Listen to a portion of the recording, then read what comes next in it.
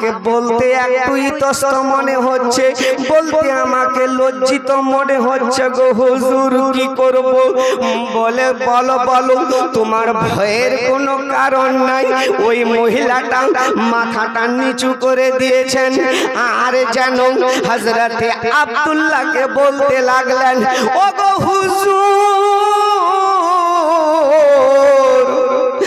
আমি আপনাকে বিয়ে করতে চাই।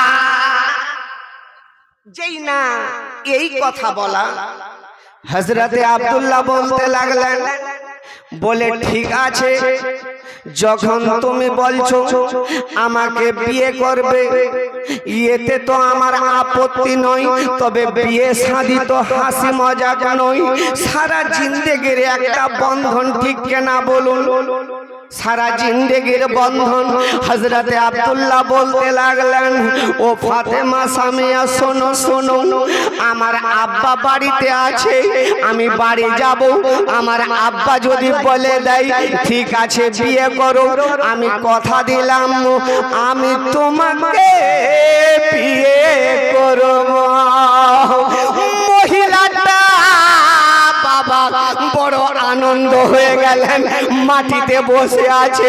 ওই মহিলাটা বলতে লাগলেন, বলে হুজুর, আপনি আর দেরি করবেন না, দেরি করবেন না, তাড়াতাড়ি করে বাড়ি যান, আব্বা জানের কাছ থেকে আপনি হুকুম নিয়ে আসবেন। হুজুর আর দেরি করবেন না, আমি যতক্ষণ পর্যন্ত আপনি না আসবেন আমি এক গ্লাস পানি পান করব না, এমনকি কোনো আহার খাব না। আমি ওয়াদা করলাম আমি এই জায়গাতে বসে থাকব। জোরে বলুন সুবহানাল্লাহ। আচ্ছা বলুন, কেমন ওই মহিলাটা ছিলেন যে সারা রাত্রি হযরতে আব্দুল্লাহর জন্য অপেক্ষা করছেন। আর আব্দুল্লাহ যখন বাড়ি গেলেন, বাড়িতে যাওয়ার পর ওই রাত্রিতে আমার নবীর নূর যে আব্দুল্লাহর পেশানিতে ছিল, ওই নবীর নূরখানা মুনতাকিল হয়ে মা আমিনার উদরে প্রবেশ করলো। জোরে বলুন। সকালবেলা হযরতে আব্দুল্লাহ উঠলেন আর এক পা দুপা করে আব্বার কাছে গেলেন। আব্বাকে বলছেন, আব্বা গো, আপনি যদি হুকুম দেন তাহলে আমি বিবাহ করব। আরো বিবাহ করবে? বলে হ্যাঁ। ঠিক আছে, যখন তোমার মন, তাহলে তুমি বিবাহ করতে পারো। ভালো করে বুঝবেন বাবা, আপনারা অনেকেই শুনেছেন, আপনারা চিনি নুক্তাগুলো বুঝে যাবেন। মুআজ্জাজ এমত অবস্থায় যখন হুকুম পেলেন, আব্বা জানের হুকুম পেয়ে বড় মনে আনন্দ নিয়ে এবার যেন ওই মহিলাটার কাছে বাবা চলে আসছেন। জোরে বলুন সুবহানাল্লাহ। এদিকে ওই মহিলা বাবা সারা রাত্রি ওই জায়গাতেই বসে আছেন, তার মহব্বতে, यानी नबीर नूर तार कोले आसबे बोले आमार नबी पाकेर मोहब्बते जोरे बोलुन मुआज्जाज। এই নবীর ঘর হলো মাদ্রাসা নাকি?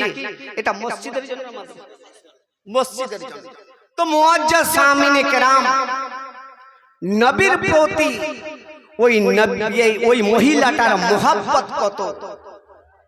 যখন আব্দুল্লাহ মহিলাটার কাছে আসলেন, আসার সঙ্গে সঙ্গে বলতে লাগলেন, ও ফাতেমা সামিয়া, আর আমাদের কোনো চিন্তা নাই, টেনশন নাই, চলো চলো আমরা দুইজনে বিবাহ করে নিই। হযরতে আব্দুল্লাহ বাবা বড় আনন্দের সহিত ওই ফাতেমা সামিয়াকে यानी মহিলাটাকে এইভাবে কথা বলছেন। আর মহিলাটা আব্দুল্লাহর দিকে কিন্তু এখনো তাকিয়ে দেখেননি, মাথাটা নিচু করে আছেন। সারা রাত্রি বাবা ওই জায়গাতে বসে আছেন। আর যখনই এই কথা বলা তো ওই ফাতেমা সামিয়া এবার মহিলাটা যেন বাবা হযরতে আব্দুল্লাহর দিকে বাবা এইভাবে তাকিয়ে দেখতে লাগলেন। আর যেই না তাকিয়ে দেখেছেন আমার নবীর নূর আব্দুল্লাহর পেশানিতে আর দেখা যায় না। সঙ্গে সঙ্গে ওই মহিলাটার চোখে যেন পানি আসলো। আর পানি আসার পরে বাবা টপ টপ করে ইয়ানি চোখ থেকে পানি ঝরতে লাগলো। কেঁদে কেঁদে যার যার হয়ে যায়। আর কেঁদে কেঁদে বলতে লাগলেন, হুজুর বিয়াদবি নেবেন না গো হুজুর, আপনি আমাকে ক্ষমা করবেন, আমি আপনাকে আর বিবাহ করতে চাই না। আব্দুল মুত্তালিব যেই না এই কথা শুনলেন বড় চিন্তা ভাবনায় পড়ে গেলেন। বলে, ও ফাতেমা সামিয়া, কি ব্যাপার, তুমি কি কথা বলছো? আমি কত আনন্দে হয়ে এখানে এসেছি, কেন না আমার আব্বা জান এই বিয়েতে রাজি আছে। বলো বলো ও ফাতেমা সামিয়া, গতকাল তুমি আমার জন্য দিওয়ানি ছিলে, আজকে এখন কেন তুমি আমাকে বিবাহ করবে না? ওই মহিলাটা অঝর নয়নে কাঁদে আর বলে হুজুর,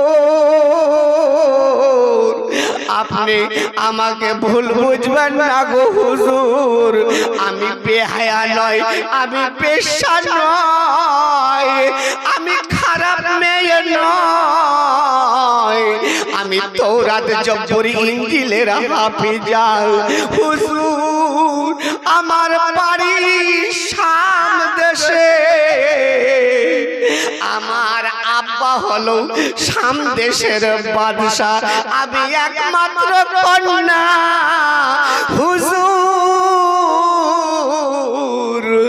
আমি আজ পর্যন্ত কোন পরপুরুষের সঙ্গে কথা বলিনি। ও গো হুজুর, আমি আপনাকে আর বিবাহ করতে চাই না। হযরতে আব্দুল্লাহ বলতে লাগলেন, বলে কেন? বলে এই জন্যই, শোনো, আমি তোমাকে বিবাহ এই জন্য করার জন্য দিওয়ানি হয়েছিলাম। কথাটা হলো এটা,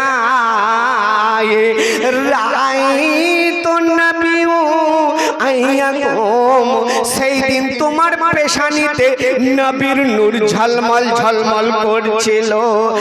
রাআতু আইয়াকুনা ওয়া যালিকা ফাহিয়া, এই এখন তোমার পেশানিতে নবীর নূর আর দেখা যায় না। আমার বড় তামান্না ছিল আমি নবীর মা হব, কিন্তু আমার আল্লাহ পাক যেখানে চাইলেন ওখানে রেখে দিলেন। আল্লাহ পাকের হুকুমে সব কিছুই হতে পারে। লাম থেকে হয় লা ইলাহা, আলিফ থেকে হয় আল্লাহ, লাম থেকে হয় লা ইলাহা, আলিফ থেকে